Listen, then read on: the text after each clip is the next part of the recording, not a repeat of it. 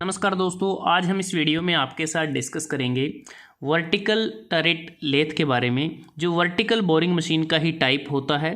और यह एक प्रोडक्शन मशीन है क्योंकि इसमें हम मल्टीपल टूल का इस्तेमाल करते हैं, जिसके कारण जो रेट ऑफ प्रोडक्शन है वो बढ़ जाता है। अब बात करते हैं कि इस टाइप की मशीन का प्रयोग क्यों किया जाता है। इसका प्रयोग हम वर्क पीस में पहले से ही किए गए होल को एनलार्ज करने के लिए इसका इस्तेमाल किया जा सकता है। वर्क पीस की इनसाइड और आउटसाइड सरफेस की मशीनिंग करने के लिए इसका इस्तेमाल किया जा सकता है, या फिर जो लार्ज सिमेट्रिकल जो कंपोनेंट्स हैं उनके फेसिस की मशीनिंग के लिए भी इसका प्रयोग किया जा सकता है। अब बात करते हैं कि जो वर्टिकल टरेट लेथ है इसमें क्या क्या पार्ट होते हैं। सबसे पहले अगर हम बात करें, सबसे पहले ये होता है बेड, जो एक प्रकार से एक हैवी स्ट्रक्चर होती है, कास्ट आयरन का ये बना होता है और मशीन का ये एक सपोर्टिंग मेंबर होता है। और इसके ऊपर अगर देखें, एक रोटरी टेबल इसके ऊपर माउंट होती है और इस बेड के दोनों साइड में, लेफ़्ट हैंड साइड और राइट हैंड साइड में वर्टिकल कॉलम इसमें माउंट होते हैं। उसके बाद बात करते हैं जो रोटरी टेबल है, ये बिल्कुल बेड के ऊपर ही माउंट है। ये सर्कुलर होती है और एक प्रकार से ये रोटेट करती है वर्टिकल एक्सिस के अबाउट। जैसा आप इस डायग्राम में देख पा रहे हैं कि ये जो रोटरी टेबल है ये बेड के ऊपर वर्टिकल एक्सिस में ये रोटेट करती है। इसके ऊपर वर्क पीस को रखा जाता है और हैवी जॉब की मशीनिंग इस टेबल पर करना हमारे लिए आसान होता है, क्योंकि जो बेड होता है वो काफ़ी हैवी होता है और हम यहाँ पर वर्क पीस को, जो इसमें टी स्लॉट बने होते हैं, जैसा आप इस डायग्राम में देख पा रहे हैं, ये टी स्लॉट बने हैं, तो नट और बोल्ट की मदद से वर्क पीस को होल्ड किया जा सकता है। एंगल प्लेट का इस्तेमाल किया जा सकता है, बोरिंग जिग का इस्तेमाल कर सकते हैं, स्टेप ब्लॉक का इस्तेमाल कर सकते हैं वर्क पीस को होल्ड या क्लैंप करने के लिए। उसके बाद जो वर्क पीस के अगर हम साइज़ की बात करते हैं, जो मैक्सिमम साइज़ होता है वर्क पीस का वो इस रोटरी टेबल के डायामीटर के बराबर होता है, जो मशीन के साइज़ को भी रिप्रेजेंट करता है। और इसमें अगर बात करें, ये जो मशीन होती है इसमें जो वर्क पीस है वो रोटरी टेबल पे माउंट होता है और एक प्रकार से जो वर्क पीस है वो टेबल के साथ वो रोटेट करता है, जबकि इसमें जो टूल है वो स्टेशनरी होता है, लेकिन फीडिंग के समय उसको फॉरवर्ड या बैकवर्ड किया जा सकता है। रोटरी टेबल के बाद है वर्टिकल कॉलम, तो इसमें ये और ये दो वर्टिकल कॉलम इसके ऊपर हैं जो बेड के ऊपर माउंटेड होते हैं।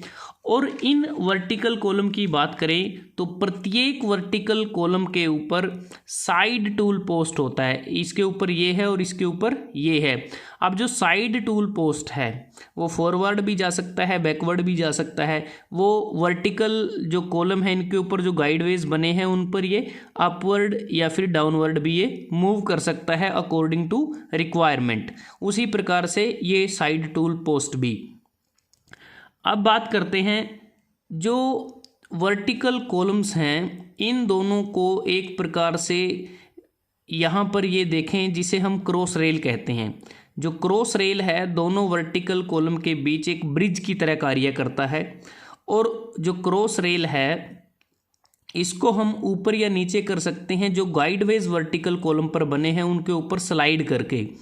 क्रॉस रेल पे अगर देखें, यहाँ पर एक ये हेक्सागोनल टर्रेट हेड यहाँ पर लगा हुआ है, जिस पे हम एक टाइम में नंबर ऑफ टूल्स का इस्तेमाल कर सकते हैं। जैसा आप इस डायग्राम में देखें, ये आपको टरेट हेड नज़र आ रहा है कि इसमें यहाँ पर एक टूल को होल्ड कर सकते हैं, एक टूल यहाँ होल्ड कर सकते हैं, एक टूल यहाँ होल्ड कर सकते हैं, एक यहाँ पर, एक यहाँ पर, एक यहाँ पर। तो मतलब कि एक समय में नंबर ऑफ टूल्स, मतलब कि अलग अलग ऑपरेशन करने के लिए अलग अलग टूल को हम टरेट हेड में माउंट कर सकते हैं।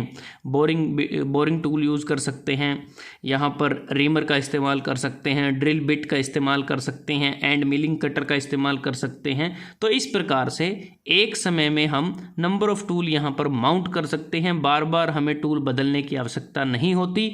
जो ऑपरेशन ऑपरेशन हमें परफॉर्म करना है उस टूल को हम रोटेट करके हम वर्क पीस के साथ लेकर आ सकते हैं आवश्यकता के अनुसार। अब ये जो क्रॉस रेल है इसमें हम अधिकतम 2 वर्टिकल हेड का इस्तेमाल कर सकते हैं, वर्टिकल टूल हेड का। तो यहाँ पर एक और हम लगा सकते हैं अगर ज़रूरत होती है। तो एक प्रकार से देखें पूरी जो मशीन है इस पर अधिकतम जो टूल हेड है वो 4 हो सकते हैं। एक ये है, दूसरा ये है, तीसरा ये है और चौथा और हम यूज़ कर सकते हैं। तो मैक्सिमम जो नंबर ऑफ़ टूल हेड है वो वर्टिकल टरेट लेथ में वो 4 हो सकते हैं।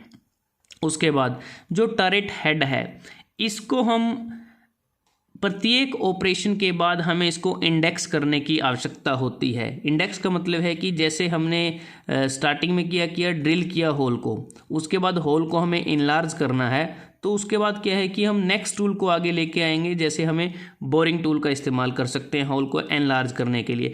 मतलब कि एक प्रॉपर टूल पर हमें ऑपरेशन करना है और उसके बाद अगर नेक्स्ट ऑपरेशन करने की आवश्यकता है तो हम इसको इंडेक्स करेंगे अकॉर्डिंग टू रिक्वायरमेंट। और जो वर्टिकल जो टूल हेड है इसको भी क्रॉस रेल पर हम स्लाइड कर सकते हैं, इस डायरेक्शन में भी और इस डायरेक्शन में भी, और इसको भी हम अप एंड डाउन इसको स्लाइड किया जा सकता है। इवन कुछ मशीन्स ऐसी होती हैं जहां पर ये इंक्लाइंड भी होता है।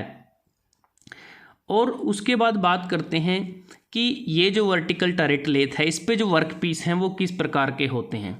इसमें हम लार्ज और सिमेट्रिकल वर्क पीसीस को बड़ी आसानी के साथ और बड़ी तेज़ी के साथ यहाँ पर माउंट कर सकते हैं। अब जो बड़े वर्क पीस हैं, जो हैवी वर्क पीसीस हैं, वो कौन कौन से हैं? एग्जाम्पल के तौर पे जैसे प्रेशर वेसल है, मशीन टूल टेबल है, जो स्टीम टरबाइन के लिए कास्टिंग होती है, लोकोमोटिव व्हील्स हैं, टरबाइन रनर इत्यादि।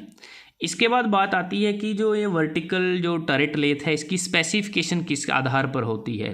ये होती है टाइप ऑफ मशीन टूल के आधार पर, डायामीटर ऑफ रोटेटिंग टेबल के आधार पर, हाइट ऑफ कॉलम के आधार पर जो वर्टिकल कॉलम्स होते हैं, maximum diameter of work piece के आधार पर। अब बात आती है कि इस पे हम कौन कौन से ऑपरेशन है जो कर सकते हैं। एग्जाम्पल के तौर पे आप देख सकते हैं बोरिंग बार की मदद से हम जो एग्जिस्टिंग होल है उसको एनलार्ज कर सकते हैं। मिलिंग कटर के द्वारा मिलिंग ऑपरेशन को परफॉर्म किया जा सकता है। रिमर के इस्तेमाल से हम यहाँ पर रिमिंग कर सकते हैं। तो ये कुछ ऑपरेशन हैं जो हम इस मशीन पर कर सकते हैं। तो दोस्तों इसमें हमने आज आपके साथ डिस्कस किया जो वर्टिकल बोरिंग मशीन होती है उसका बहुत ही महत्वपूर्ण टाइप है वर्टिकल टरेट लेथ के बारे में, जो एक प्रोडक्शन मशीन है कि इसमें क्या क्या पार्ट्स होते हैं, क्या क्या उनका कार्य होता है, किस प्रकार से इस मशीन में मशीनिंग की जाती है। तो अगर आपको वीडियो अच्छा लगा आप इसको लाइक कर सकते हैं, शेयर कर सकते हैं अपने दोस्तों के साथ, स्टूडेंट्स के साथ, और जल्दी हाजिर होते हैं एक नए वीडियो के साथ। तब तक के लिए धन्यवाद। आपका दिन शुभ रहे।